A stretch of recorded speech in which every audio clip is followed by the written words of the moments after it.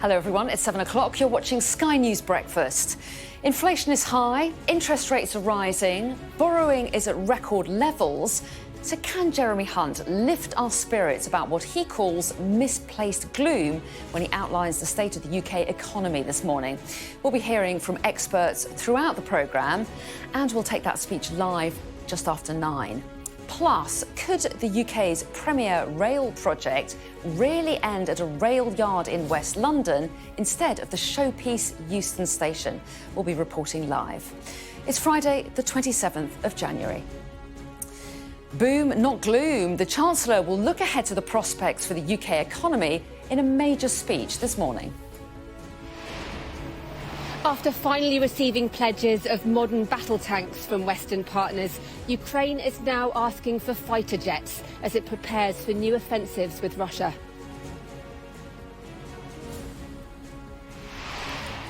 Help the NHS. Sky News gets VIP backing as it launches a year-long campaign looking at the state of the health service. We have a caller now who's been compelled to call us this afternoon after watching from his home in Hertfordshire. It is Sir Rod Stewart. It's freezing. Temperatures in China plunge to record lows as climate concerns increase. Uncovering history, the promise of treasures hidden for hundreds of years from a 17th century warship buried off the coast of Sussex. In the sport, we'll hear from managers ahead of the FA Cup fourth round tie between Manchester City and Arsenal.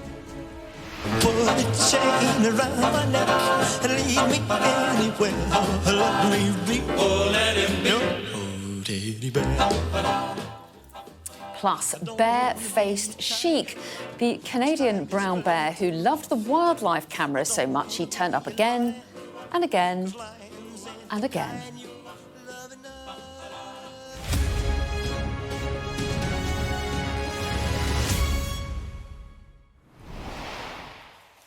Hello, a very good morning to you. The Chancellor Jeremy Hunt will set out his plan for long-term prosperity today against the background of warnings about the state of the economy.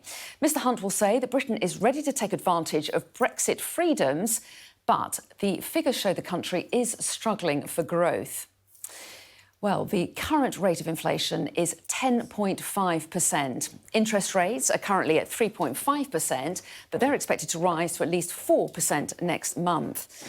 And government borrowing hit a new high in December of £27.4 billion. That's the highest since records began back in 1993.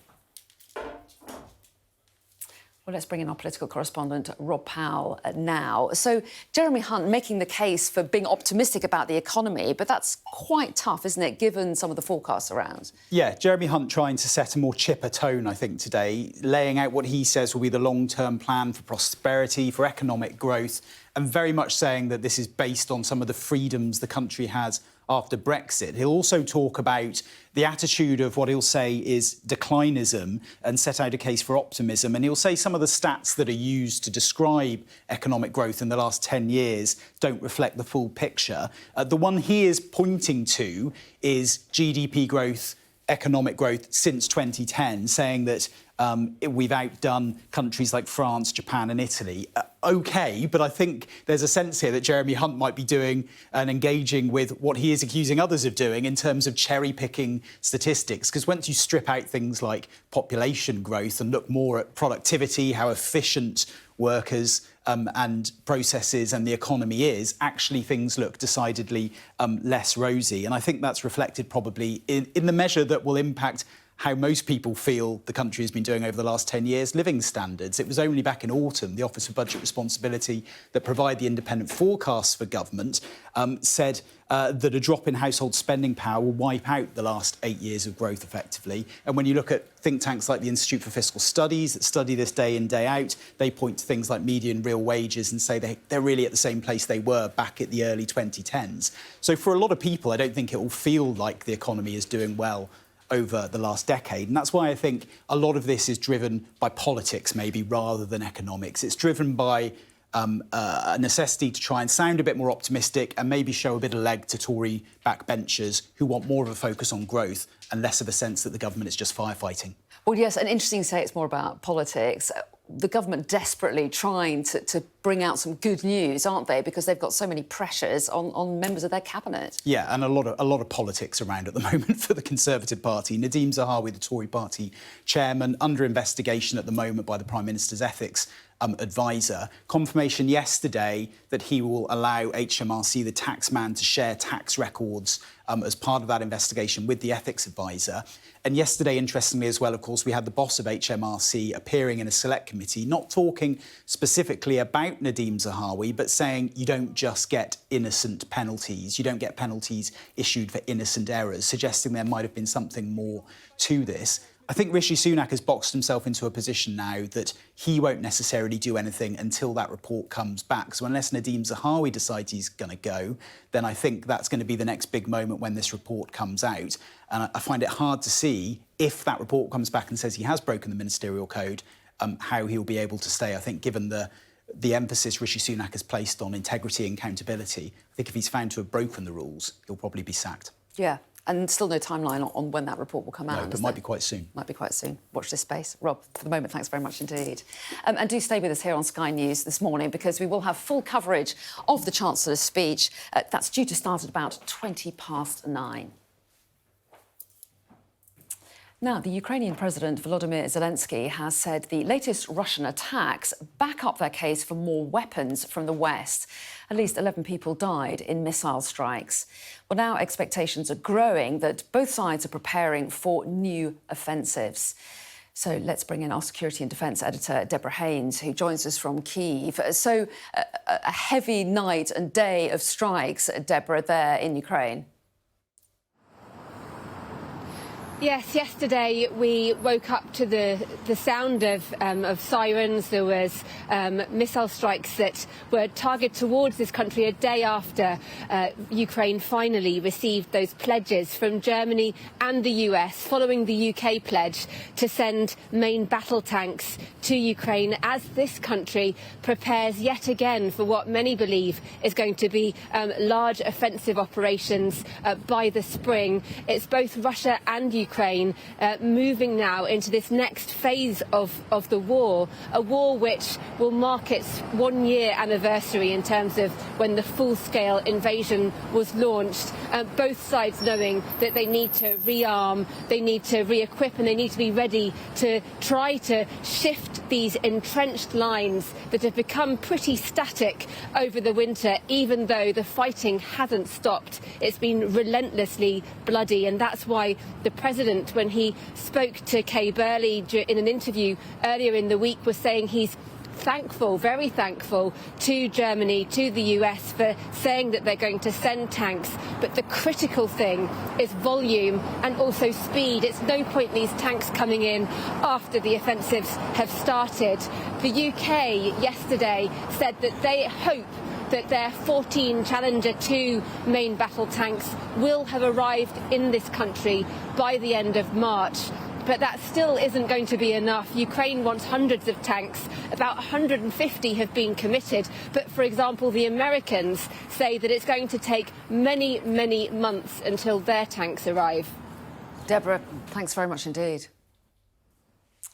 Now, it's reported this morning that the UK's landmark HS2 rail line might end at a station in West London rather than the central London Euston station terminus. Well, the Sun newspaper reports that soaring inflation has meant that the high-speed rail project may not run to Euston until 2038, or a central London destination could be scrapped completely, with trains instead stopping at a new hub at Old Oak Common in the suburbs of West London. Well, joining me now is our correspondent Matthew Thompson, who's at London's Euston station. And are the government responding to these reports at all, Matthew?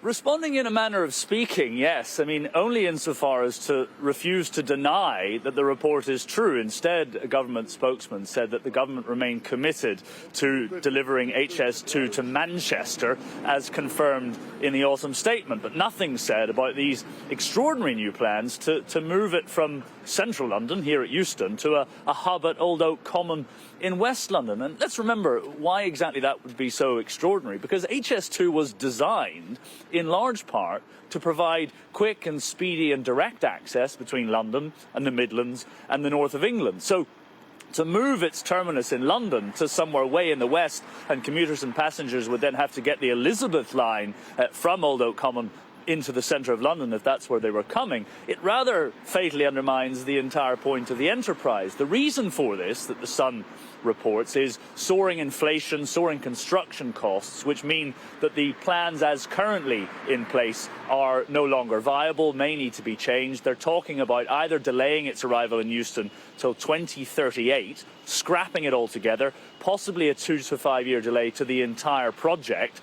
And none of those things being denied explicitly by the government this morning. They are saying, of course, as I say, that the plans remain to send it to Manchester, but plans to send it to Leeds have already been scrapped. So it's possible, if not even likely, given the cost pressures and financial situation facing the project, that more tough decisions will need to be made. But what I think is conspicuous by its absence this morning is the fact that the government is not denying these reports in the Sun about moving its terminus from central London, which was always intended to be, to somewhere way in the west that many commuters will have to look up on a map. Matthew, thank you. It'll be interesting to see where that one goes. Now, also this morning, medical staff are battling to keep up with demand as senior NHS figures claim the service is under greater pressure now than at any time in its history. Well, Sky News is launching a year-long project with analysis from two of the UK's leading health think tanks, the King's Fund and the Health Foundation, to find ways of tackling the crisis that's gripping the health service. Well, over the last week, ambulance waits outside A&E have fallen, with just over 10,000 hours lost to delays outside hospitals, compared to almost 14,000 the week before. There were record wait times between Christmas and New Year, with 227,000 hours lost due to longer patient handover delays. That's double that of December 2021. Delays in ambulance staff handing over patients to A&E meant as many as 57,000 patients experienced potential harm last month.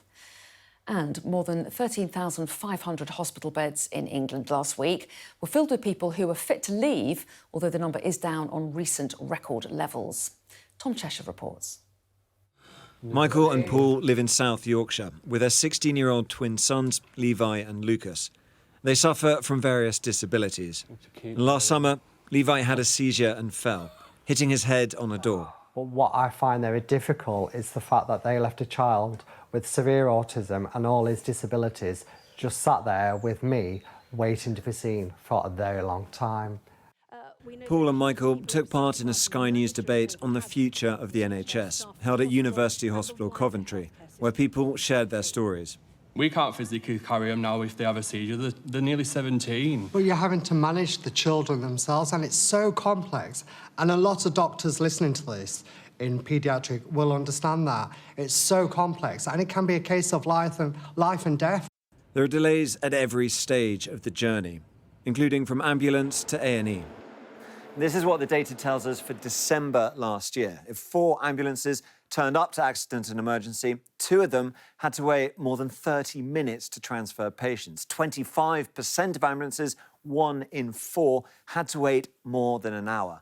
And once patients are in accident and emergency, there's yet another wait. In December, 1 in 3 people across all A&Es had to wait more than 4 hours to be assessed. That's way up on 2019 and far, far above that target of 5%. Each one of those data points is someone's story, someone's life. Like Zahir Ahmed, whose nephew died after waiting hours for treatment for tonsillitis. His infection spread to his chest, he spread it to his lungs, caused him pneumonia, and then Yusuf died. So we do think that if he did get his antibiotics when he needed them, the IV antibiotics, Yusuf would have been alive today. The stories are heartbreaking, the numbers deeply alarming. Tom Cheshire, Sky News. Well, a special Sky News programme inviting people to share their experiences about the NHS received one unexpected call from a very high-profile viewer. So, Rod Stewart, good to hear from you this afternoon. Thank you so much for calling in. What made you pick up the phone? Sarah, hi. I've been watching the programme all day. This is ridiculous, you know, and I would like to pay 10 for 10 or 20 scans. I don't know how we're going to work this out, and hopefully some other people will follow, because it seems ridiculous that this particular scanning clinic was empty and there are people dying because they cannot get scans.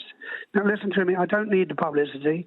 I just want to do some good things. And if you scan the QR code on your screen right now, you can listen to this morning's Sky News Daily podcast. And would you be willing to pay to see your GP? That's the question that Neil Patterson is posing, and he hears from a group of GPs on the challenges of increased demand on their services. And you could subscribe to the Daily wherever you get your podcasts. Let's take a look now at what's making the front pages of this morning's papers. And the Mirror leads with Rod Stewart's critique of the government over the crisis in the NHS, which he made right here on Sky News, of course. Its headline, "We are failing." The Telegraph also covers that story on their front page, but their main story is the controversial transgender law in Scotland.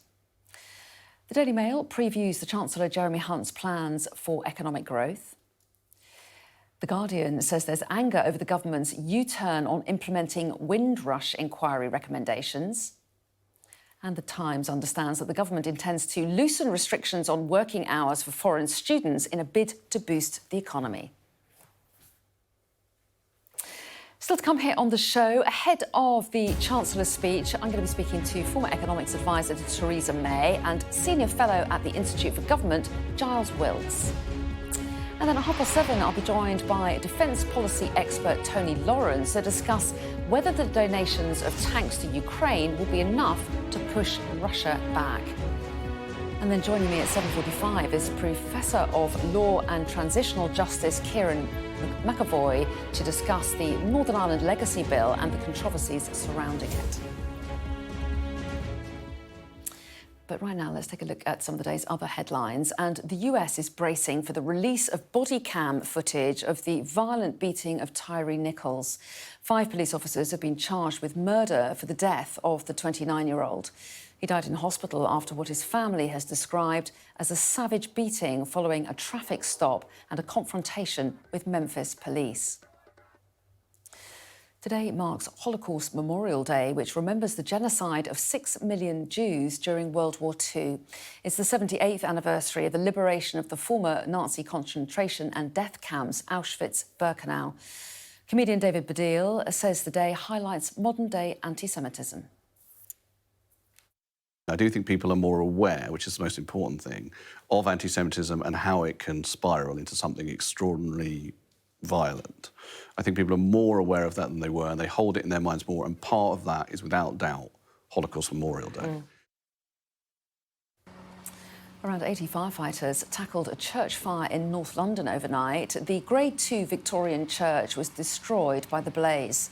The London Fire Brigade used a 64-metre ladder, the tallest in Europe, to get water onto the building. Israel has carried out airstrikes in Gaza after Palestinian militants fired 2 rockets towards southern Israel. The cross-border fire came after an Israeli raid in the occupied West Bank yesterday that led to the largest single death toll in years of fighting.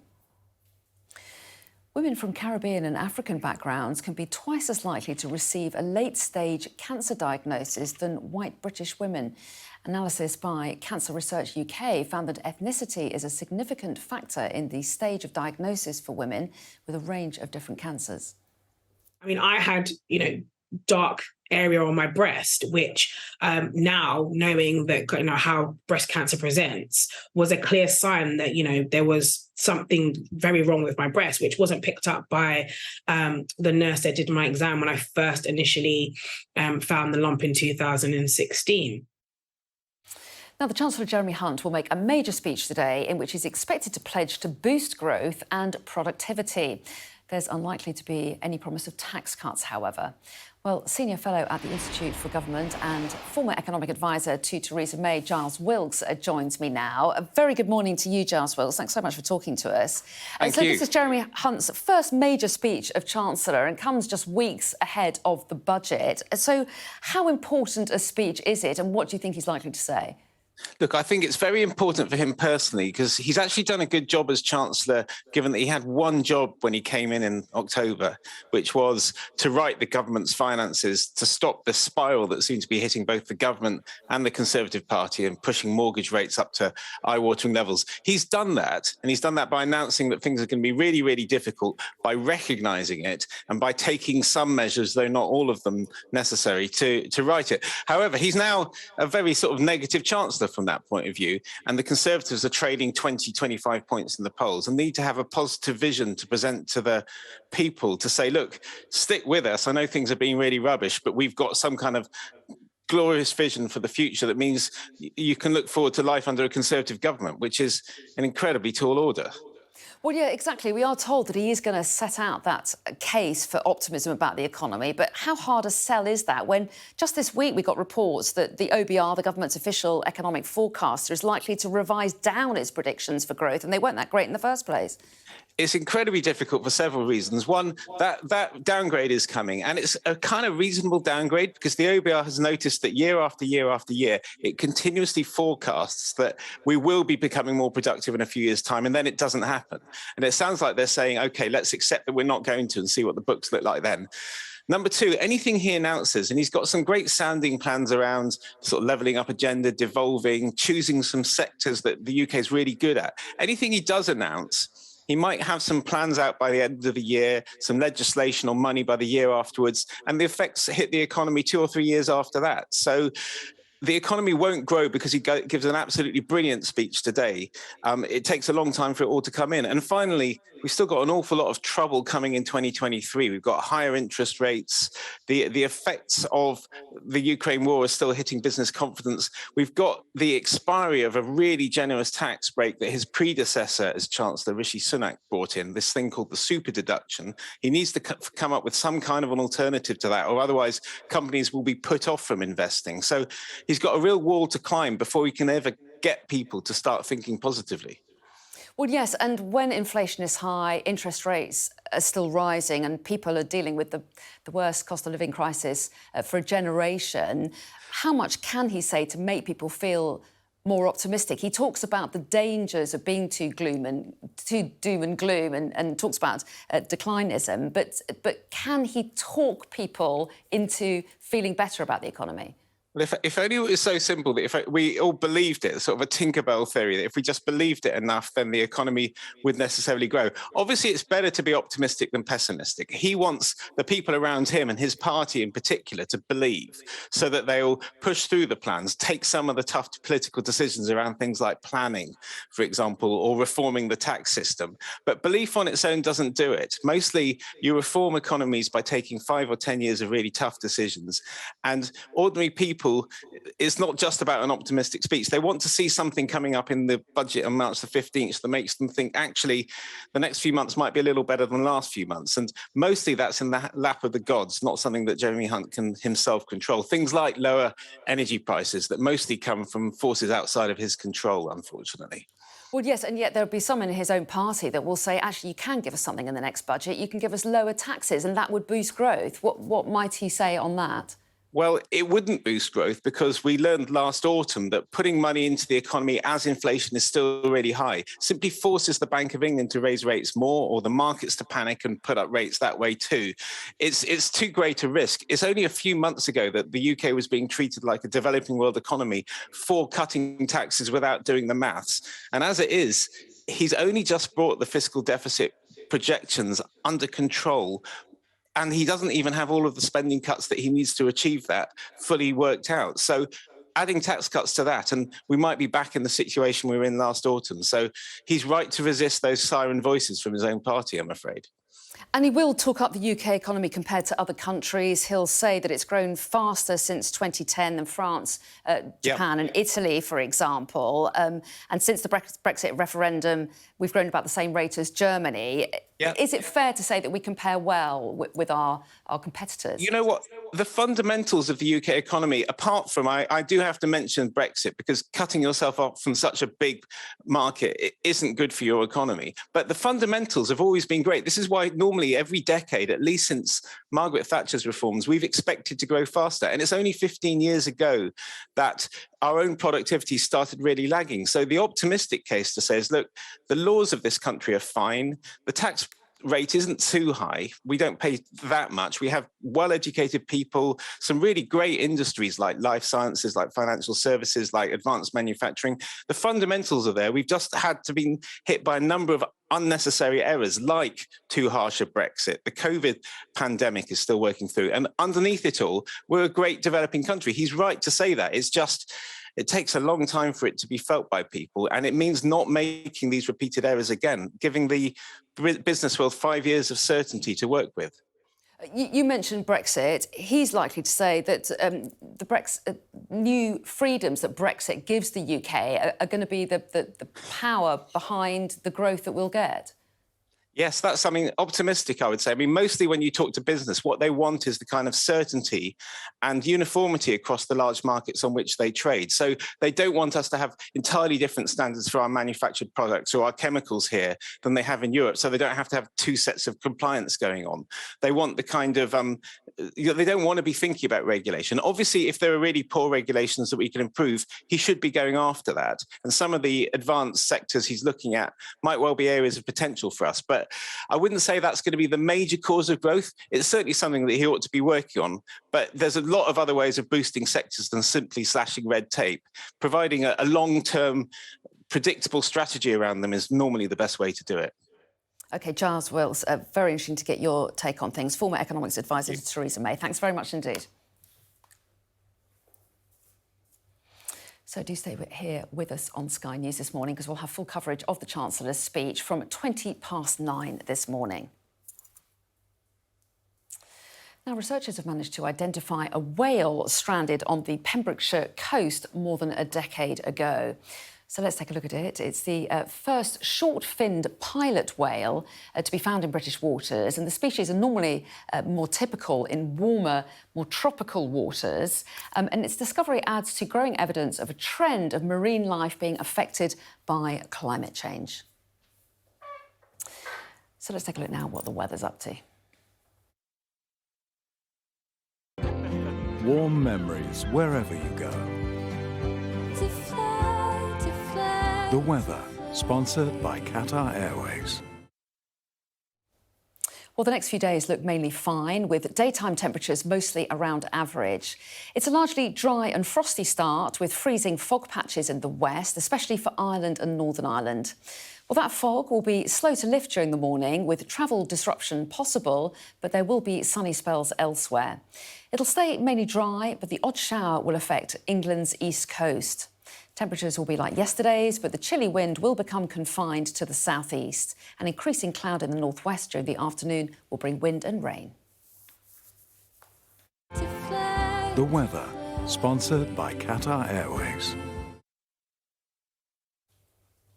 Coming up in just a moment on Sky News Breakfast, I'll be joined by defence policy expert Tony Lawrence to discuss whether the donations of tanks to Ukraine will be enough to push Russia back. Welcome back to Sky News Breakfast. Our top stories here this morning. Boom, not gloom. The Chancellor will look ahead to the prospects for the UK economy in a major speech later this morning. With more deaths from Russian drone strikes, Ukraine's President Zelensky calls on the West to increase the supply of weapons to his country. Reports suggest that the HS2 high-speed rail line could be scaled back due to spiralling costs.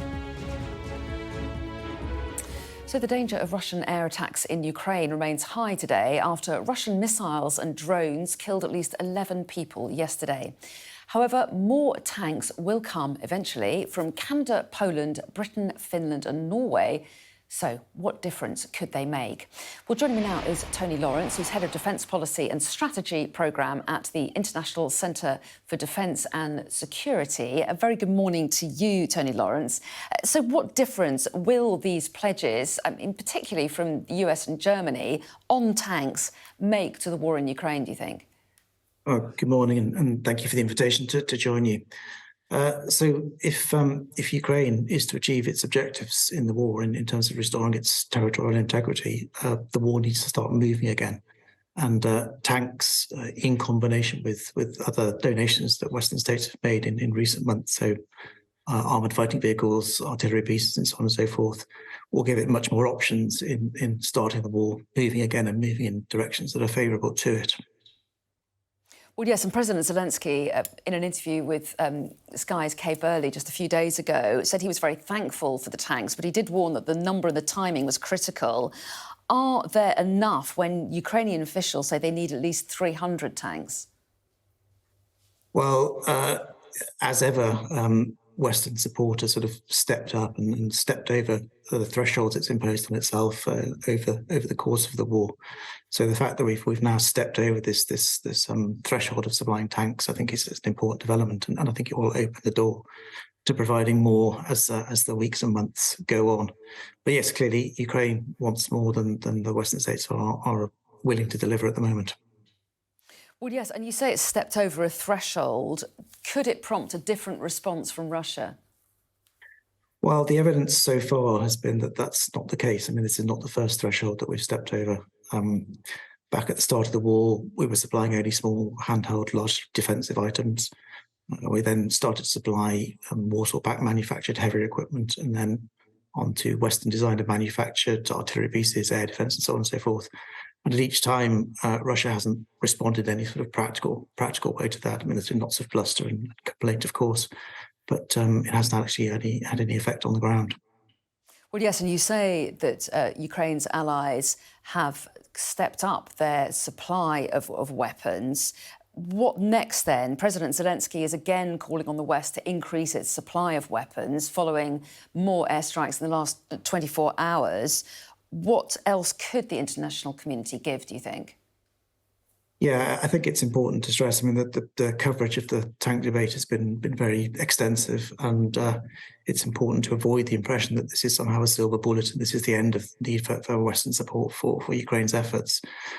Certainly in the coming months, there'll be a need for a lot more of the same. So, more armoured vehicles, more tanks, more ammunition in particular. One of the big surprises of this war has been just the rate of ammunition use, and both sides are suffering from that. So a lot more of the same, but possibly also further items. President Zelensky, of course, is interested in getting fighter jets, also long-range missile artillery. So we're by no means near the end of the process. That's what he wants. Will he get them? It's hard to say. I mean, we've seen that the caution of some countries over the debate over tanks. Those cautions and those fears still remain. So these are discussions that the allies have to have amongst themselves, and we'll see the outcome when it comes. What are the prospects for peace? President Zelensky told us that President Putin was a nobody. He said that they don't want any talks. Russia doesn't want any talks. In reality, how do you think this could end? It's very hard to say. I mean, one thing that we again can be certain of from this war is we're going to be surprised and the unexpected will happen. But at the moment, at least in the coming months, I don't see either side being particularly interested in pursuing peace negotiations. Both sides have not achieved what they want on the battlefield. So I think this is somewhat some way off. And in the meantime, do you expect a spring offensive from both sides? I think that's almost certain. Yes, and as I said at the beginning, both sides need to get the war moving to achieve their objectives, and a spring offensive or early summer offensive is the way to do that. OK, well, Tony Lawrence, Head of Defence Policy and Strategy Programme at the International Centre for Defence and Security, thanks very much indeed for your thoughts this morning. Thank you very much. Now, earlier this week, temperatures in parts of northern China dropped to their lowest ever, with minus 53 Celsius recorded in one city. Our Asia correspondent Helen Smith has the latest from Mohe in Heilongjiang province. Here she is. It is genuinely quite difficult to describe just how cold this cold feels. You think you can imagine what temperatures of this degrees might feel like until you actually get here, and it really is different to what you feel like you could have imagined. We're having to be incredibly careful as a team, not spending more than a few minutes at a time outside, not giving too much skin exposed. But I just want to show you this, to show you just a sense of just how cold it is. We're going to just tip a cup of boiling water into the air and just watch this.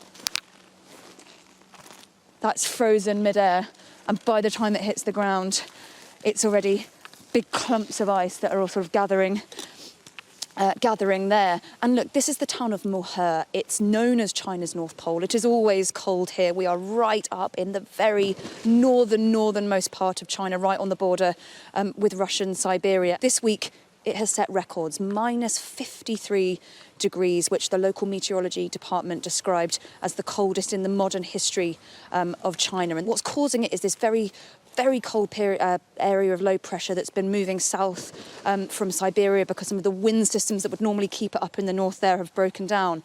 But it's worth saying that this extreme cold event, it is matched by an extreme heat event that this country saw in the summer.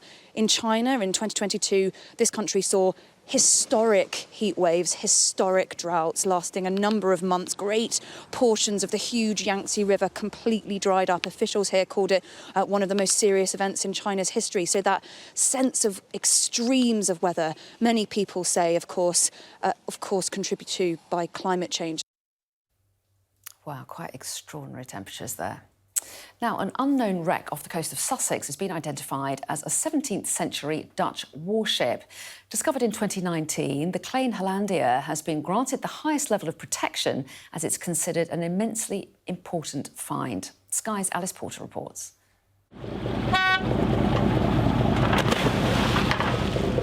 Hidden under the depths of the English Channel for over 300 years, the identity of a mysterious shipwreck has been finally solved. It's all thanks to a team of maritime archaeologists who spent 4 years diving over the site. The Klein Hollandia was a 17th century Dutch warship used to defend trade routes. The British Navy took control of the ship in battle, but it was badly damaged and went down with men from both sides on board. It's a battle where only one ship sinks. Had 4 ships sunk or 10 ships sunk, we probably wouldn't know which one it was. But it's just a bit of luck, really, that actually in this one battle in the March of 1672, just one sinks.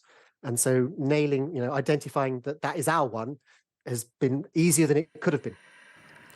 Priceless historical items have been found by the wreck, including bronze cannon and pieces of Italian pottery. But not all the treasures will remain on the seabed. As a protected wreck, our aim is to keep the material in situ on the seabed, and that's the best place for it as much as possible. However, when a material is particularly at risk of being lost, if it's at risk of being washed away by the tides, we will make a decision to recover it in that case. The Klein Hollandia shows a unique glimpse into 17th century life at sea. Historians hope to preserve it for future generations. Alice Porter, Sky News. A former soldier found guilty of killing a man more than 30 years ago is due to face a sentence hearing today. David Holden was convicted of manslaughter in 1998, the first veteran to be found guilty of a historical offence in Northern Ireland since the Good Friday Agreement. Well, dating back to 1968, Northern Ireland was plagued by a period of deadly violence known as the Troubles. It began in the midst of centuries of conflict, predominantly between Catholic Ireland and Protestant England. And pictures show British troops arriving in Belfast, being met with resistance from local groups. The violence peaked in 1972 with the Bloody Sunday shooting of 13 unarmed men by the British Army, which greatly increased tensions between Irish nationalists towards the British. Well, joining me now is the Professor of Law and Transitional Justice at Queen's University Belfast, Kieran McAvoy. A very good morning to you. Just how significant a moment is the sentencing of David Holden, and what can we expect? Well, he's been convicted, as you say, Anna, of manslaughter. Normal range of sentence for a manslaughter conviction could be anywhere between 2 and 10 years. The reality, however, is, well, first of all, under the Good Friday Agreement, no one can serve more than 2 years. So he definitely won't get more than that. But to be honest, there's already a technical fix by which the government will ensure that he doesn't do a day in jail. So I don't think any of the families affected here would have high expectations that Mr. Holden will do a day in jail. There's a way in which the government can, in effect, reduce the 2-year maximum under the Good Friday Agreement to 0. And most of us on this side of the water would expect that's what will happen. Meanwhile, the government is pushing through its new Northern Ireland Legacy Bill, aren't they? Will that mean, do you think, he could be the only veteran ever convicted? That's very possible. I mean, I'm going to use a technical legal phrase on the bill that's being pushed through Parliament currently. It's a dog's dinner, in effect. It's a bill that is opposed by all of the local political parties in Northern Ireland. It's opposed by the Irish government. It's been heavily criticised by the UN, by the Council of Europe, by lots of stakeholders, victims, churches, and so forth. And what this bill does is it introduces an amnesty, and it replaces investigations with reviews, and it means that no family, like the Aidan McAnespy family, the family affected by Mr. Holden, will ever have their day in court. So, needless to say, it is heavily, heavily opposed. It's also opposed by, in fairness, all of the opposition parties in Westminster. So it is possible that Mr. Holden will be the last veteran convicted, yes. And if that happens, it's also possible that he will be the last person convicted, or certainly he'll be the last person hauled before the courts, because we think it'll be quite difficult actually to secure any prosecutions once this bill goes through for either state or non-state actors. Well, yes, and as you say, a certain amount of opposition to this bill. The government, though, would say that it creates this new truth recovery body, doesn't it? The Independent Commission for Reconciliation and Information. And they have said, in answer to some of the criticisms, that they are pushing forward new amendments that would improve this body's investigative powers. And also there'll be a more robust process on the immunity from prosecution. Do you think that will reassure the critics at all?